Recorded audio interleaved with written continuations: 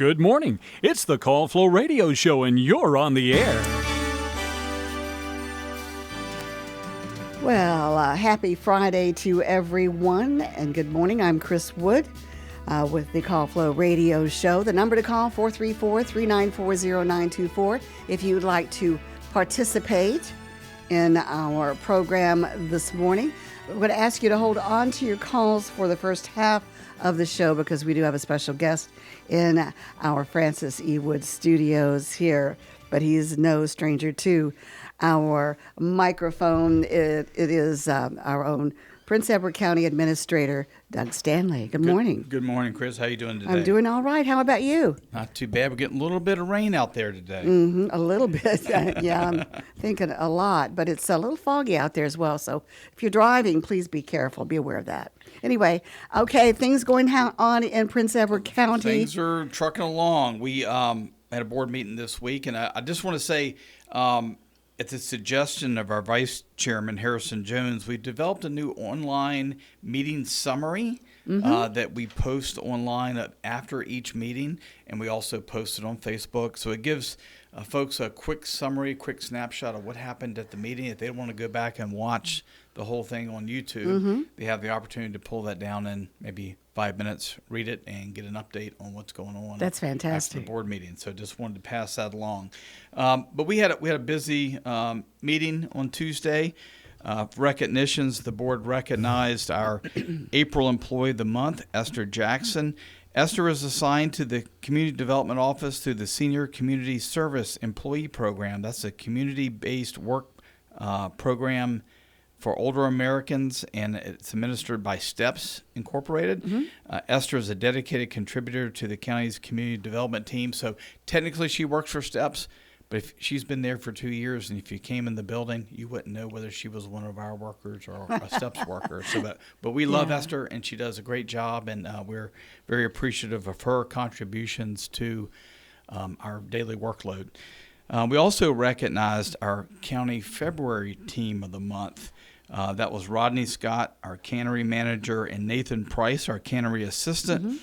They supported the Piedmont Health District's Venison Stew project that was cooked and canned at the cannery. They made hundreds of quarts of venison stew and also over 100 gallons, and those were passed out at Faces to support folks in our community that need a little help making sure they have enough to eat. Oh, there's nothing better than venison stew. And speaking of food, our business partner update this month. So about every quarter we have business partners in the community come in and kind of spotlight on their business. We had Matt Hurley and Nash Osborne, co-owners of the Fish and Pig. They came in and updated the board on their growth and expansion. The Fish and Pig started here in Farmville in 2013. Currently has 70 local employees between the catering and the restaurant. And by the end of the summer, they expect to have 6 restaurants statewide opened up. That is truly amazing, and their food is fantastic. It's fantastic, and it's almost so every friendly. time I have, whether it's an engineering company, architect, somebody from out of the area coming in, they'll be like, where's a good place to go eat? Fish and Pig. Right. And they're never disappointed. So right. We're always glad to refer them there. We also had a community partner update from Dr. Joseph Cox. Dr. Cox has been our interim superintendent since I think about October of last year. He thanked the board and myself for support during the interim tenure as superintendent of the Prince Edward County Public Schools. He said the community is celebrating the announcement of the new superintendent, Dr. Chip Jones. Of course, you've seen that I know. in the press. That's so exciting. I'm so happy for him. So Dr. Cox will finish up his tenure here at the end of June, and Dr. Jones will start July 1. Everybody's excited to see Chip. Of course, he's from Green Bay, and I've worked with him through the Chamber of Commerce when he served as president. So I think we know what we're getting, and that's a hard worker, somebody that will. He'll probably be the first person on campus in the morning. He's earned a pecan pie. That's right. Yeah, there you go.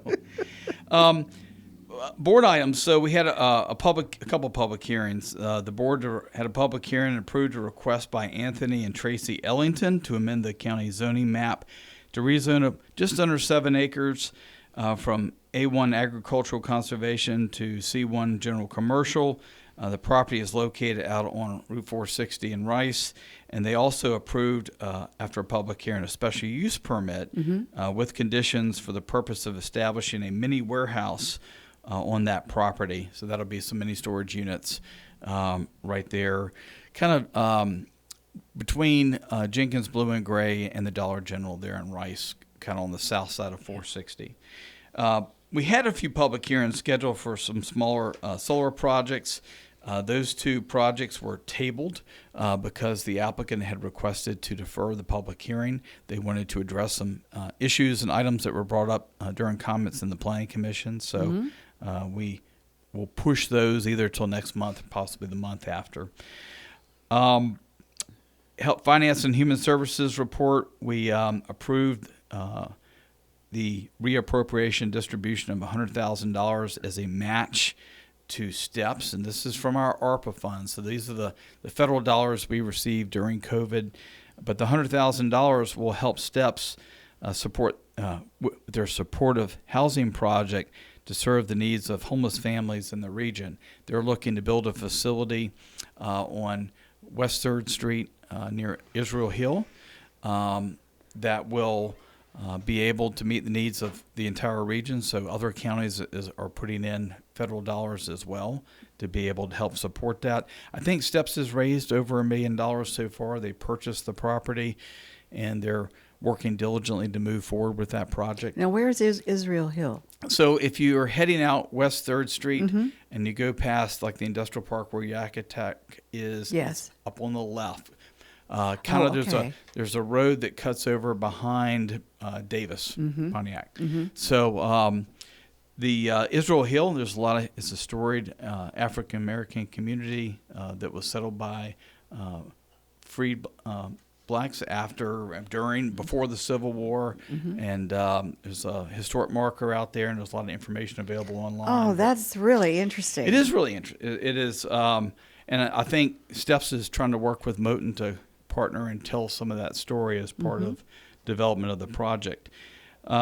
Board also approved a contract for it's our pre-audit firm, but as part of the audit process, you have an accounting firm that comes in and helps us go through our books. So we're getting close. We're heading towards the last quarter of this fiscal year. I can't believe it. We were just talking about that last year. I know. It seems like it was yesterday. So we had to approve that contract. Our Properties Committee made a recommendation for the purchase of new landfill wheels for our compactor for $45,000. You think, oh, that's very expensive. These are big steel wheels that have almost like you think of cleats for football cleats. They help compact the trash. Right. And when you compact the trash properly, you're able to get more in. And that's part of the goal, is to make sure that your equipment is allowing you to be able to do that. They also approved the recommendation for the issuance of an RFP for recycling services. STEPS has been doing our recycling for a number of years. They have indicated that there's going to be a significant cost increase next year, and our Properties Committee and then ultimately the board have decided, let's put that out to see if we can get some other competing bids to be able to see we can make sure we can do that in the most cost-effective way we can. The Department of Environmental Quality with the state mandates that we have at least 15% recycling. I think last year we were like 16.1, so we had met our goal. But we certainly want to make it easy for the public to recycle things like plastic, paper, cardboard, metals, and even we do the old electronics. We all probably have the old broken TV. Stack of cell phones and yeah, exactly. And those things have they have useful metals and things in them, and so we want to make sure they're recycled properly. We also don't want that stuff to end up in our landfill, which we are ultimately responsible for forever. So we try to keep that stuff out of the waste stream. A few other things that I mentioned as part of my report.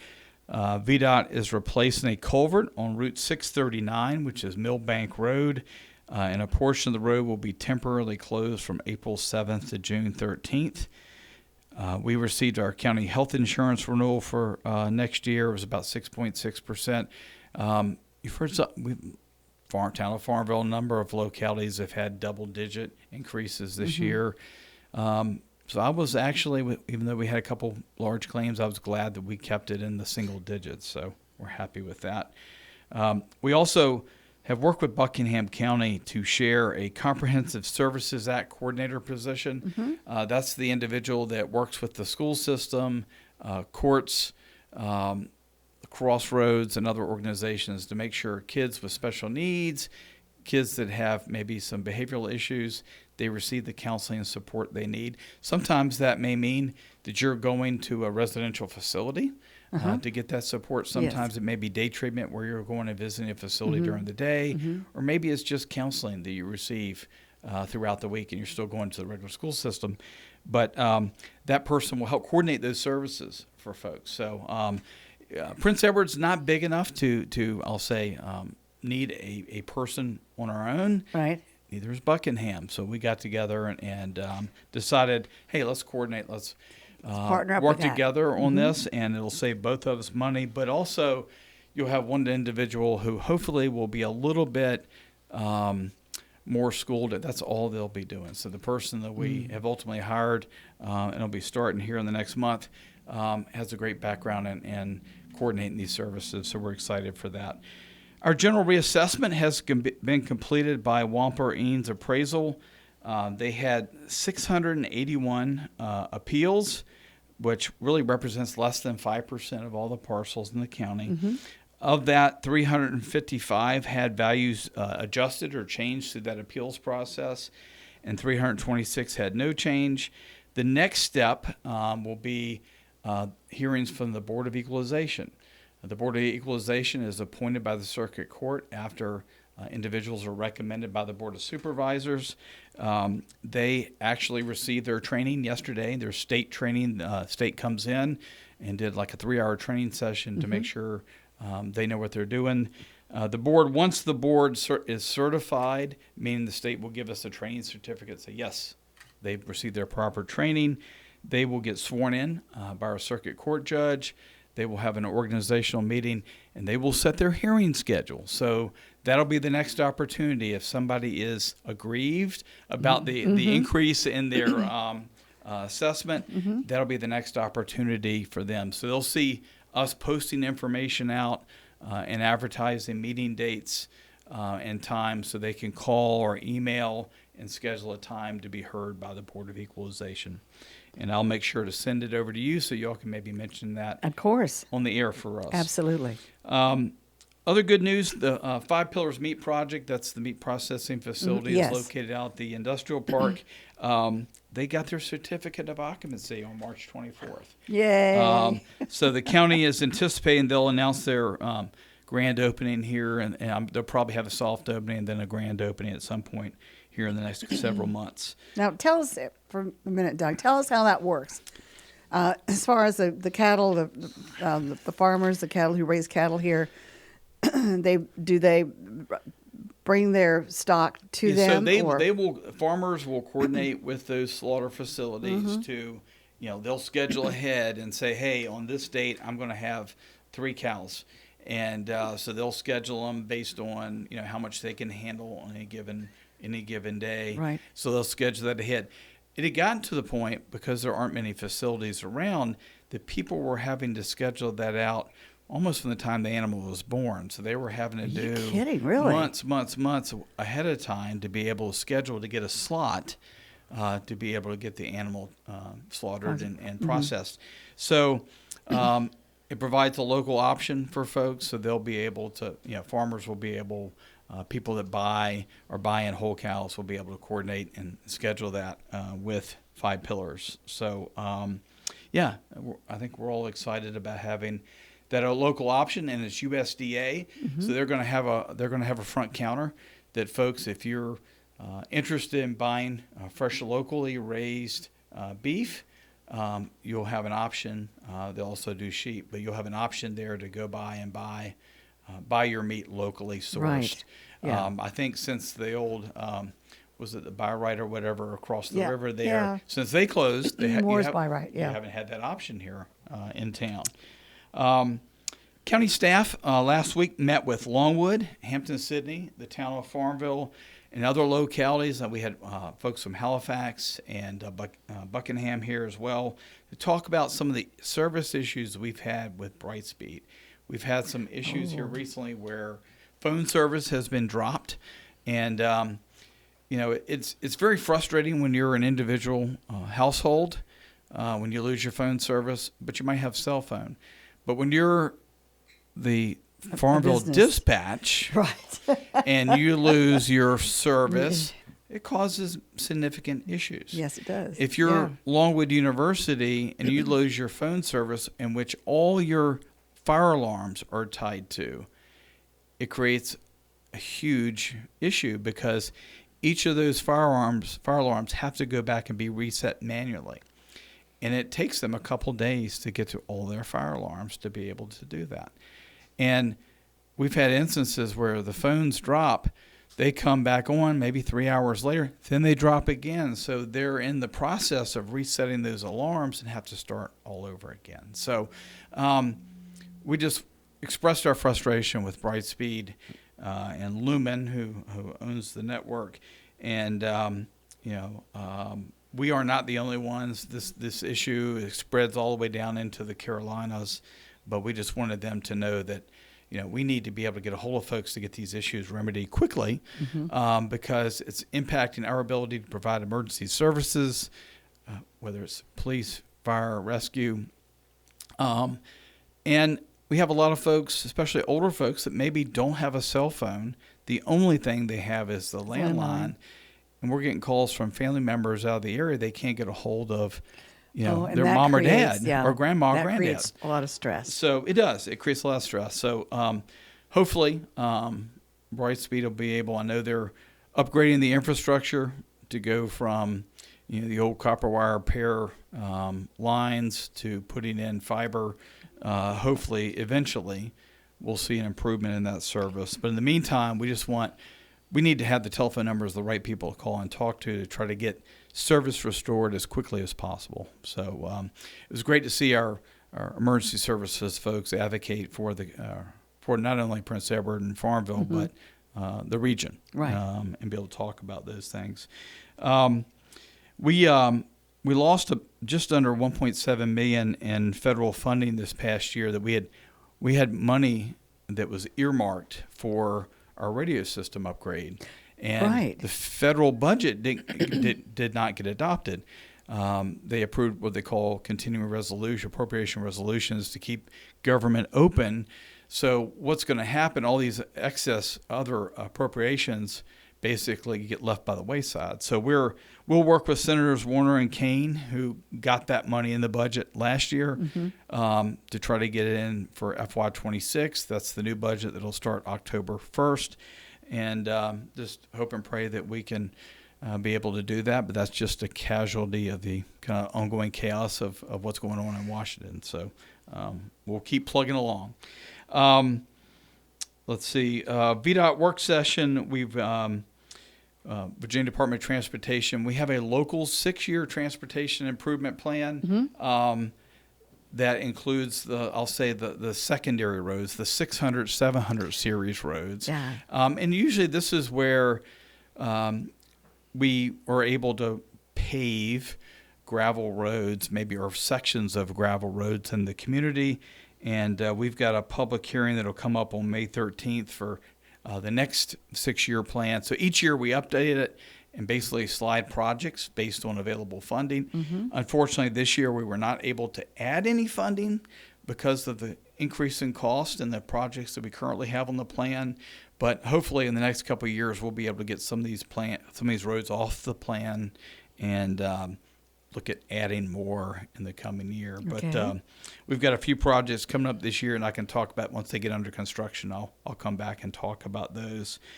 We also, the board approved $20,000 in funding to install mile markers on the Prince Edward County section of U.S. Route 360 to enhance public safety response. Out here on 460, you'll notice there are mile markers. It'll say 121, 121.1. 0.2, 0.3. Right, yes. Especially for folks that are out of the area, when you have a car accident or a breakdown and you've got your cell phone, sometimes they can locate your cell phone, sometimes maybe not. But if you're calling a tow company or AAA and you're broke down the side of the road and you can tell them exactly where you are, it makes it a whole lot quicker in response time. Right. So we have them on 460. We don't on 360. Charlotte County had worked with VDOT to install them on their section, their portion of 360. And our board felt like, that would be a good enhancement to make. So we could have waited around to maybe some safety money was available by VDOT, but we said, you know what, let's go ahead and do it. It's, it's important. It's going to be more expensive later on anyway. Exactly. Let's go ahead and get it over with. So again, the board appropriated up to $20,000 for doing that. We've got a public hearing on our tax rates on the 15th, next week at 7. And the board authorized our public hearing on April 22nd at 7 p.m. on the full budget. Again, continuing its budget time of year, so continuing those things along, we'll have a public hearing. So I'll get up and do a presentation on kind of what's included in the budget and how the budget's built as far as the tax rates. How do you sleep? You got all of this stuff running through your head all the time. This is the busy time of year. It really is. But lots going on and lots of good stuff happening. And one of the other things while I was here, I wanted to mention. I think you guys are going to have other members of the Farmville Rotary Club come in, but we do have. As you know, I serve as president this year of the Farmville Rotary Club, and we've got our Taste of Farmville event coming up on Thursday, April 24th at the Fireman Sports Arena. They've got tickets available. There's 2 seatings, 5 to 6 and 6:30 to 7:30. I think they've got about 250 tickets they can sell per session. You'll have a lot of restaurants from around town that are providing samples. They've got they're going to have a couple new things this year. Vote for your favorite bites. Come and cast your vote for the best professional cook and best home cook. So they have people be able to vote on that. They're going to have the ability to win free dinners from Grateful Fed Catering in each session, and they'll have a drawing to win a 2-pack of their Grateful Fed's Wednesday night dinners. Wow! And then new this year, they're going to have a Queen's Prize 50-50 raffle. So somebody can have a shot at winning the raffle. And I think they're going to have 20 food vendors, 4 food trucks, and local beer tasting from Three Woods Brewing. So that sounds great. And we're going to have some tickets to give away, maybe? Maybe. I think we can make that happen. Okay. We can make that happen. But as always, I'm happy to come and talk about what's going on in the community. And as always, if someone has a question, they can reach out to me. My contact information is available on the county website. We're happy to try to fix whatever's broken out there. Well, you do a good job of that. You really do. Thank you. And we appreciate you, of course, coming in and letting us know about what's going on in Prince Edward County and the fact that you have a summary out there of your meetings and all for them to read if they wish to choose online. So that's another great tool that you have as well. So congratulations again to everything that you do for the Prince Edward County, and we look forward to talking to you next month. Thank you, Russ. All right. Take care. Have a good day. That was Doug Stanley. Of course, he is the Prince Edward County Administrator, and we always enjoy having him come in to the Francis E. Wood studio to give us all that pertinent information, keep us informed about what's going on. Let's see, we are at the bottom of the hour, so we'll get to our business here. We've got the weather forecast coming up. It is 8:32. The weather forecast is brought to you by the Bank of Charlotte County. Hello, I'm Stuart Wilborn, manager of the Bank of Charlotte County Loan Office in downtown Farmville. I invite you to call or come by and see me about your loan needs.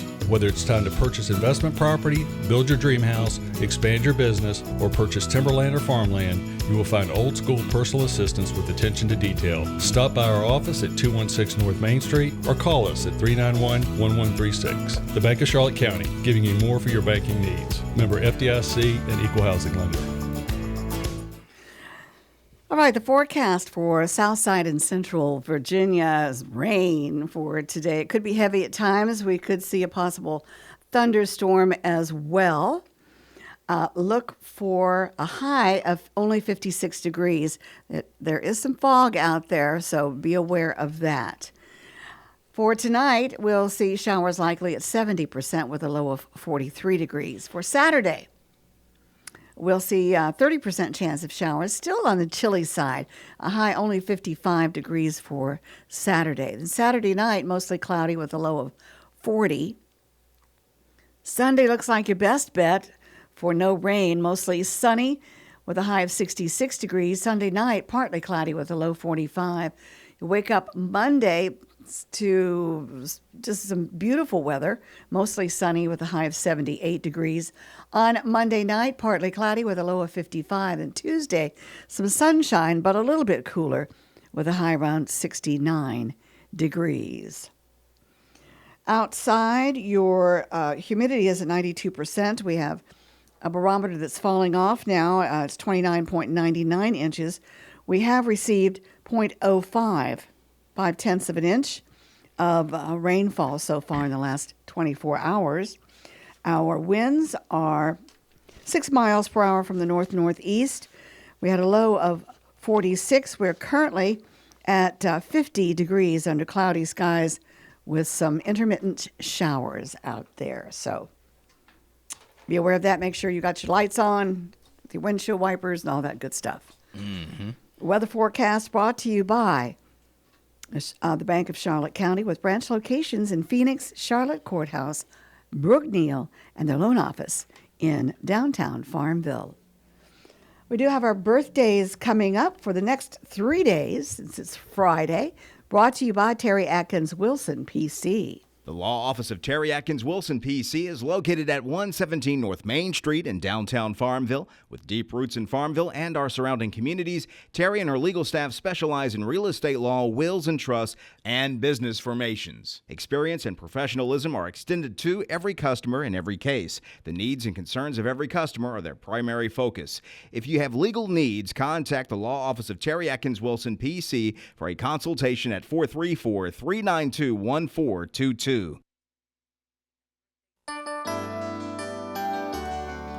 All right.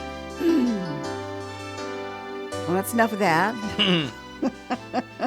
All right, going to turn things over to John Staten, and he has the list of all of those fine folks celebrating. John? You say all, but according to the calendar portion of the names that we get our names from, no one was born on this day on the 11th, but that's not true because I do have one. But they just don't, thank goodness. They just don't happen to be on this calendar. All right. So this was sent in Betty Ike. She gave me this birthday. I know I'm going to botch this name, so I'll say it a couple of different ways, and maybe I'll get somewhere near. Celebrating today, Friday, April 11th, Renee Gutierrez. That sounds good to me. Of Farmville, Gutierrez. Sounds Gutierrez. Good. Perfect. She can correct me. Most people do. But anyway, so that's the one we have for today. And then we go to Saturday, which is Passover on the 12th. The 12th, yes. Tucker Simmons, Matthew Hamilton. And then we move on to the 13th. And then we've got Ben Tice. Ben Tice having a birthday on Sunday the 13th. And I do believe, I'm going to check the other papers here in front of me and make sure I haven't skipped anything. Wait a minute. 13th, so Betty's got one on the 13th as well. Kate Culver of Farmville. Okay. Having a birthday as well on Sunday the 13th. All right. Well, of course, we wish everybody out there celebrating. We hope you have a a fantastic day, whether it's today, tomorrow, or Sunday. And tell everybody how they can get those names to us. John? You can send the birthdays or anniversary names to birthdays at WFLO.net or phone us now, 434-394-0924. And someone is doing that as we speak. As we speak. All right. For the right legal advice, visit Terry Atkins Wilson PC on Main Street in Farmville. You're tuned with WFLO AM 870 on your radio dial. We are streaming online worldwide, WFLO.net, and broadcasting live here in downtown Farmville from the Francis E. Wood studio. Let's see if we can take this caller. Good morning. You're on the Call Flo Show. Well, good morning. Good morning, Henry. How are you doing today? Doing very well. Good. Doing very well. All right. Yeah. Y'all doing okay? Yeah, we're doing all right for a rainy Friday. Beg pardon? I said we're doing okay for a rainy Friday. It's raining. Yes. Oh, okay. Well, it's raining here. I don't know if it's raining in Lynchburg, but I can't tell either. You know, I guess you heard about the girl who fell into her copy machine, and now she's beside herself. Right. Okay. Yeah. We were in a restaurant one time, had ordered supper, and was another couple with us, and the man went in the restroom. Well, he just didn't come out. He was just stayed. So I went in to check to see what was going on, and I got in the restroom, and he had a mop and a bucket of water and stuff, and he was mopping the floor, and I said, "What are you doing?" He said, "I'm obeying the sign." The sign said, "Clean restrooms."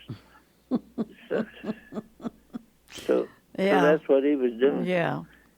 Yeah, anyway, one time this guy went in there talking to the florist, and the florist asked him what his favorite flower was, and he said Martha White Self-Rising. Yes. You know. Yeah.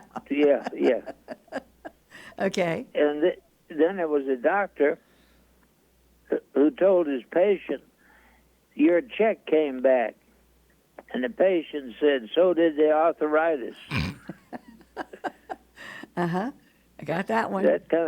That kind of makes sense, don't it? It does. Yeah.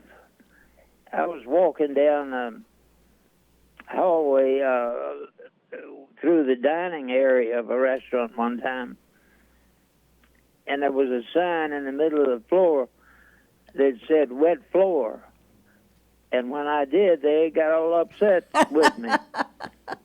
I hadn't heard that one before. That was good. Okay. Anyway, I know time is short, but I have a story I wanted to share. Okay. If I may, J.D. Sumner was a great bass singer and generally regarded as perhaps the greatest as bass singing.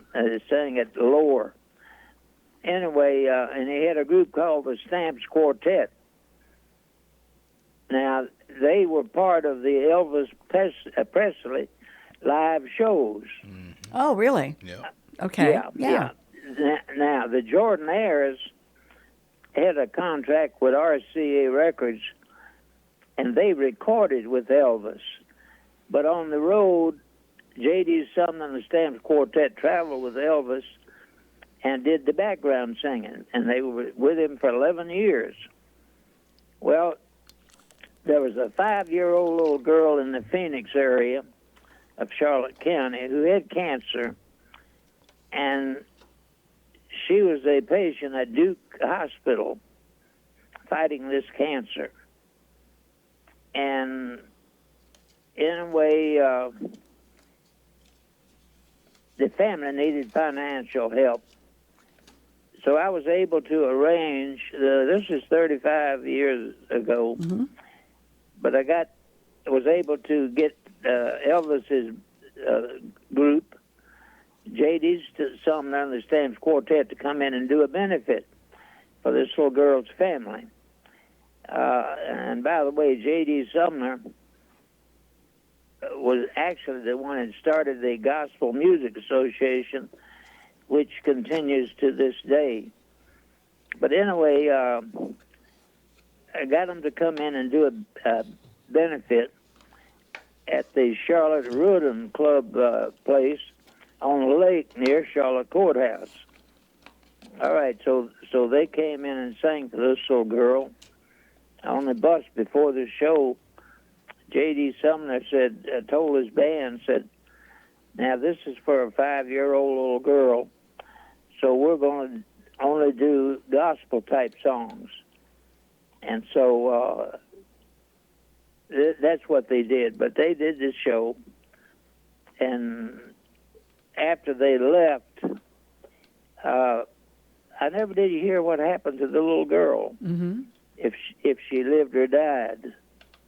35 years later, after that show, I was playing the song there on WFLO and mentioned that the background singers were J.D. Sumner and his group. They were singing background. And then I added the fact they were the singers who had done a benefit for that little girl at Phoenix. Now, I made that announcement around 5:15 in the morning, and I had never heard any more about that little girl. But 15 minutes after I made that appointment, I got a phone call from that little girl. Oh, really? She was then 43 years old, completely healthy and happy. And as far as I know, she still lives in the Phoenix area. But so much time between the benefit show, 35 years. In the meantime, I didn't know anything about what had happened, so I never wrote her name down. And I can't remember the name. I forgot it through the years. And anyway, but I thought that was a wonderful thing at J.D. And I remembered on the bus before the show, as he was telling the band they're going to do mostly gospel or gospel type songs, some good uplifting country songs and gospel songs. But I remember as we were sitting there on the bus, J.D. would speak in his normal voice, and it was so low I could barely hear it. And I was impressed by the fact that somebody of that particular situation and standing would come in and do this show. Well, it just shows. Yeah, go ahead. I never really. I did meet Elvis at a live show. The Virginia Folk Music Association was active in the Old Dominion, or was the New Dominion Barn Dance in Richmond, and I was backstage. We had some members of our group singing, and Elvis had come in from down on the Gulf Coast. He had come in to do a show. From what, Miami or? Beg pardon? Was it Miami or some place like that? Yeah. And he came in to sing.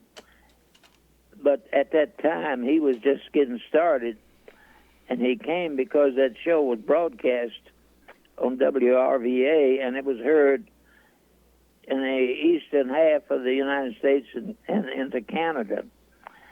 They were clear channel, and he did it for the old colonel, wanted him to do it to kind of further Elvis's his fame, to spread the word. And I thought, but now I did not speak to Elvis, but I was backstage with him, and in fact, I was a little bit ticked off at him because at that point he was starting to ruin country music, and in my opinion, I thought, well, it's all going to be rock and roll now, and he did cause a major impact, but but it was a wonderful thing that J.D. Sumner and the group did.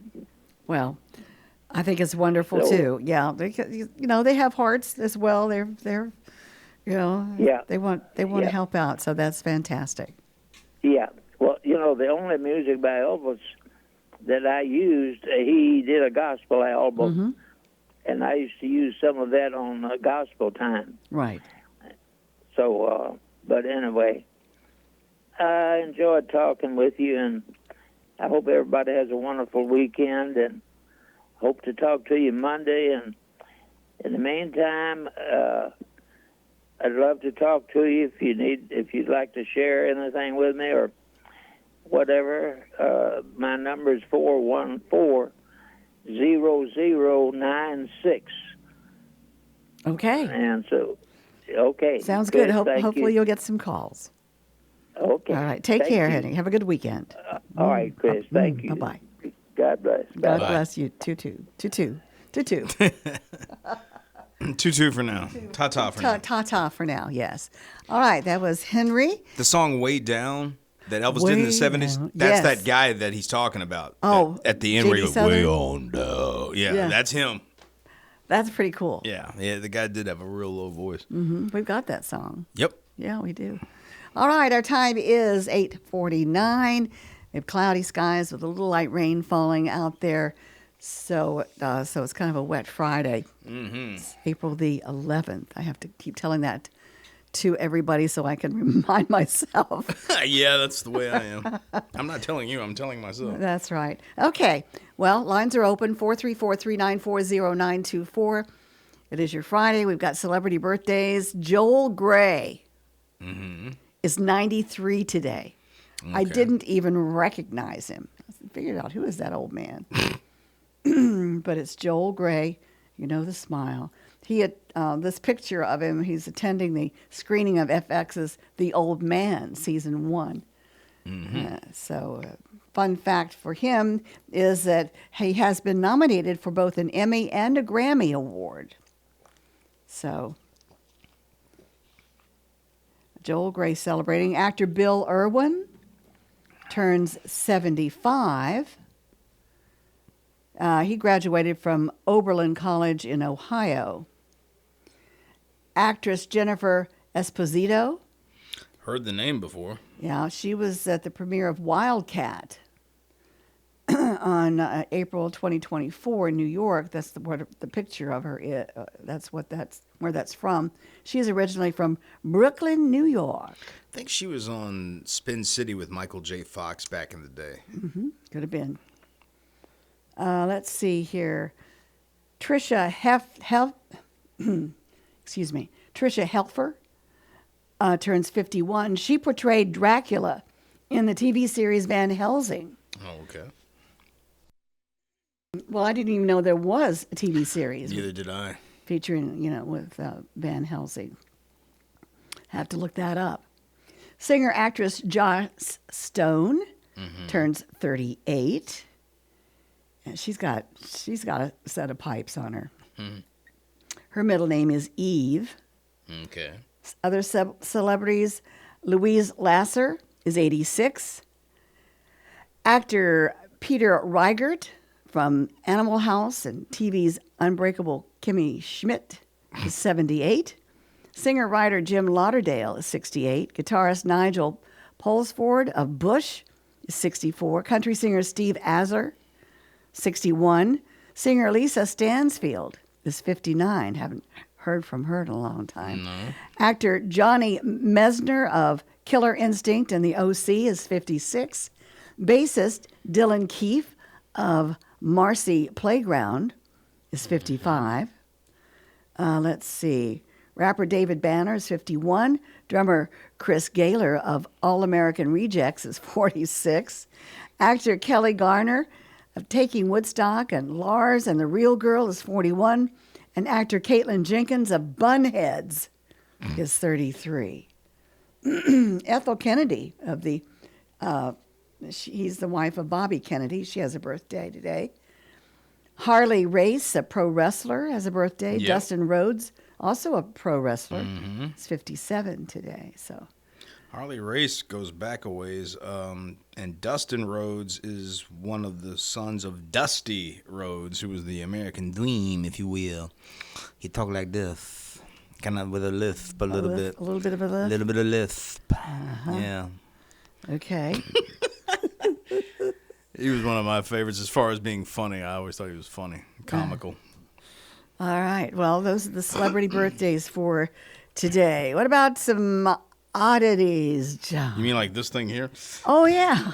What is that thing? Well, it was on the desk. Uh-huh. I finally noticed it this morning. It says, came in a box. It says, this is a donation from Buckingham Library and maybe Karnak, Johnny with that thing on his head. Yeah. Can battle it out with Mr. Predicto. Mr. Cheers. Predicto. And that's what this is called, Mr. Predicto. Mr. Predicto, okay. It's a talking Mr. Predicto. It's got to be some kind of a collector's item. Something you want to know? Ask Mr. Predicto. Lights up and talks. So it looks like... Have you put did you put the batteries in? Well, I was going to, and it looked like there were some already in there. So I'm just going to flip turn on it the off, on flip it on. switch and Okay. see what happens here. Does it? Ooh. There we go. Oh, it's purple now. There's no doubt. I didn't ask anything. Well, ask him something. Oh. Mr. Predicto, will it rain today? Do you have to press a button or something? I don't guess. Shake it. Will it rain this weekend? Without hesitation, yes. Yeah. Oh, my goodness. There you go. Mr. Predicto. I'm going to take him home with me and ask him all kinds of different questions. He's yet to say no. Yeah. Well, let's see. Ask him another question. Anything. Ask him if grass is green. No, that's pretty obvious. Will I have a great weekend? You might have to talk to the top of it. Will I have a great weekend? No. Well, there we go. That settles that. Everything points to yes. Oh, that's good. Sure it does. Yeah. Okay. I think he's on a rotating thing. Nah, maybe so. That's going to be fun. Yeah. We'll put that in our little cache of interesting things. You got your Cheerio bees on scooters here and all that kind of stuff. Anyway, let's see. The lines are open. 434-394-0924 is the number to call. So Noah and I will have fun with that on Monday. Oh, my gosh. You and Noah will just be having an absolute hoot with it. Oh, my. Let's see. This is odd. What's that? And kind of sad, actually. But anyway, this is from Wellington, New Zealand, compliments of the Associated Press. A woman in Australia unknowingly gave birth to a stranger's baby after she received another patient's embryo from her in vitro fertilization clinic due to human error. Okay, the mix-up was discovered in February when the clinic in the city of Brisbane found that the birth parents had one too many embryos in storage, said the provider. In a statement supplied Friday, staff discovered an embryo from another patient had been mistakenly thawed and transferred to the birth mother. Australia news outlets reported the baby was born in 2024. They confirm on how old she was. They didn't confirm. The company, one of Australia's biggest IVF providers, said an initial investigation had not uncovered any other such errors. Its statement didn't identify the patients involved or indulge details about the child's custody. My goodness. Anyway, they're devastated, the people there at IVF, and they apologize to everyone involved. We will continue to support the patients through this extremely distressing time. The human error was made despite strict laboratory safety protocols being in place. The statement said, the company said it had reported the episode to the relevant regulator in the state of Queensland. How do you do that? I mean, the clinic paid a settlement of $56 million Australian, which is about 35 million U.S. Rare cases of embryo mix-ups have been reported before, including in the United States, Britain, Israel, and Europe. A woman in the United State of Georgia, or the U.S. state of Georgia, in February filed a lawsuit against a fertility clinic after she gave birth to a stranger's baby. Okay, so that's that. Yeah. Yeah, I saw that story, and That's got to mess you up. I mean, that's something that is permanent. I guess there. the old school thing was when you get babies mixed up, right? Right. Somebody would take the wrong baby home or something like that. Yeah, something like that. You would hear those stories every so often. Horror stories. Well, this one is not nearly as intriguing, but puppy survives a 100-foot fall into abandoned silo. And it just looks, they're just showing the silo, it looks like in this picture. It doesn't look like they're showing the puppy. Let's see. I'll find where the story's at here. Firefighters in Missouri pulled off a complex rescue when a puppy took a 100-foot fall into an abandoned silo. The St. Louis Fire Department said crews responded to the silo at the whatever site on the North Riverfront on Wednesday when the young dog fell. The department said on social media that it was a complex issue that required a firefighter to be lowered into the silo to retrieve the canine. The dog, dubbed Silo by rescuers, was said to be in great spirits after the rescue and was taken to St. Louis Animal Hospital for evaluation. Well, now, was the silo underground? Had to be. I don't know. From that picture, it looks like it's above ground a little bit. Yeah. How in the world did you get up there in the first place? Well, we'll have to ponder that because we got to go. Oh, is it time already? Is wow. up. Yes, it is. That was a quick hour. Okay. Everybody have a fantastic day, a great weekend, and just remember, with all this rain and April showers bring May flowers. Everybody have a good one.